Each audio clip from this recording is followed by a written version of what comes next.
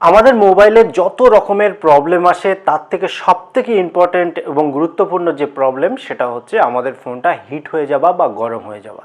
কিন্তু ইউটিউবে তো অনেক টিউটোরিয়াল আছে, এমনকি আমার নিজেরই চ্যানেলে দুটো টিউটোরিয়াল আছে এই বিষয়ে, এবং সেই ভিডিওগুলো মিলিয়ন ভিউজ হওয়া সত্ত্বেও কমেন্ট আসছে দাদা কিছুতেই কাজ হচ্ছে না।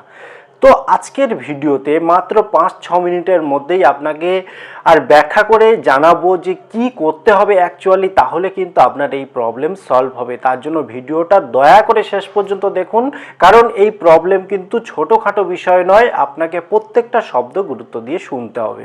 তো হাই ফ্রেন্ডস, আমি সৌমেন নতুনের ডাকে আপনাকে স্বাগত। যদি প্রথমবার এই চ্যানেলে এসে থাকেন অনুগ্রহ করে চ্যানেলটি সাবস্ক্রাইব করে বেল আইকনটি অন করে দেবেন। এই ধরনের ভিডিও চ্যানেলে কিন্তু প্রতিদিন আপলোড হয়ে চলেছে তার নোটিফিকেশন পাওয়ার জন্য। তো চলুন ভিডিওটা শুরু করি। আজকে টেকনিক্যালি বিষয়ে আলোচনার থেকে মেন যে বিষয়টা সেটা আপনার কাছে ডিসকাস করব। তো ভিডিওটা শেষ পর্যন্ত অবশ্যই দেখুন যদি এই প্রবলেম আপনি পুরোপুরি আর শেষ করতে চান।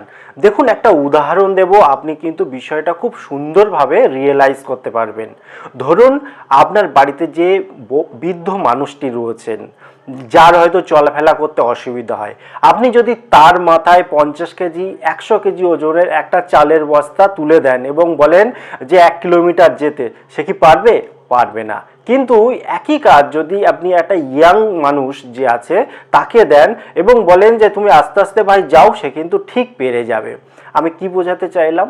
এটাই বোঝাতে চাইলাম আপনার ফোনটার বয়স যদি অনেকটা বেড়ে যায়, আপনার ফোনের র্যাম প্রসেসরের ক্ষমতা যদি একটু কম থাকে, তাহলে স্বাভাবিক তাকে প্রেশারটা কম দিতে হবে। তাকে বৃদ্ধ মানুষটাকে যদি 5 কিলো ওজনের কিছু দিয়ে বলতেন আপনি একটু নিয়ে যান, সে কিন্তু নিয়ে যেতে পারতো। 1 কুইন্টালের মাল দেওয়াতে সে কিন্তু যেতে পারেনি। এটা আপনাকে রিয়েলাইজ করতে হবে, বুঝতে হবে। দ্বিতীয় কথা কি, আপনি ধরুন আর কোনো এমন জায়গায় আছেন যে জায়গায় নেটওয়ার্কটা খুব বাজে। এবার আমরা সবাই জানি আমাদের ফোনের যে নেটওয়ার্ক সেটা পার্শ্ববর্তী যে টাওয়ার আছে সেখান থেকে আর কানেকশানটা নেয়। এবার যদি দুর্বল নেটওয়ার্ক থাকে না, আর মোবাইলের যে সার্ভার সেটা সবসময় খুব চেষ্টা করে ওই নেটওয়ার্কটাকে যাতে সর্বোচ্চ লেভেলে নিয়ে আসা যায়। কারণ আপনি গেম খেলছেন অনলাইনে বা ভারী কোনো অ্যাপ্লিকেশান চালাচ্ছেন, সেক্ষেত্রে কী হয়, অনেকটা আর স্পিডের প্রয়োজন হয় এবং আপনার যে প্রসেসর সেটা খুব স্পিডে কাজ করতে শুরু করে। স্বভাবতই আপনার ফোনের প্রেশারটা পড়ে যায়। তাই আপনাকে আমি বলবো, আপনি যে জায়গাতে আছেন সেই জায়গায় সবথেকে ভালো নেট কানেকশান বা বলা ভালো যে সার্ভিস যেখানে সবথেকে ভালো আছে সেই কোম্পানির সিম আপনি ইউজ করুন। তাই সে যে কোম্পানির হোক না কেন, কেউ হয়তো আপনাকে ভালো অফার দিচ্ছে কিন্তু আপনার নেটওয়ার্ক দুর্বল আছে, কাজেই ওই সমস্ত ক্ষেত্রে আপনি যতই সস্তার ডেটা প্যাক ইউজ করুন না কেন বা সুবিধা আপনি নিন না কেন, আপনার ফোনের কিন্তু হ্যাং প্রবলেম, ল্যাগ প্রবলেম আর হিটিং প্রবলেম থেকেই যাবে। আর একটা কথা আপনাকে বলবো এবং ভিডিওটা শেষ করে দেবো, আপনি যতই বড় বড় টিউটোরিয়াল দেখেন না কেন, যতই আর যে পয়েন্ট এইটা করলে আপনার সলভ হয়ে যাবে, 10টা সেটিং করে নিন সলভ হয়ে যাবে, দেখুন না কেন, সেটিং করে রাখুন না কেন, অ্যাকচুয়ালি সেই পয়েন্টগুলো যদি সাকসেস করতে হয় সেক্ষেত্রে আপনাকে কিন্তু একটা লিমিটেড ইউজ করতে হবে। অর্থাৎ আপনি যখন ফোনটা হেভি আর অ্যাপ্লিকেশান চালাচ্ছেন বা মাল্টিপল অ্যাপ্লিকেশান চালাচ্ছেন, তারপরে হয়তো আপনার ব্যাটারিটা আস্তে আস্তে শেষ হয়ে যাচ্ছে এবং যখন ব্যাটারিটা শেষ হয়ে যায় দেখবেন অটোমেটিক ফোন গরম হতে শুরু করে।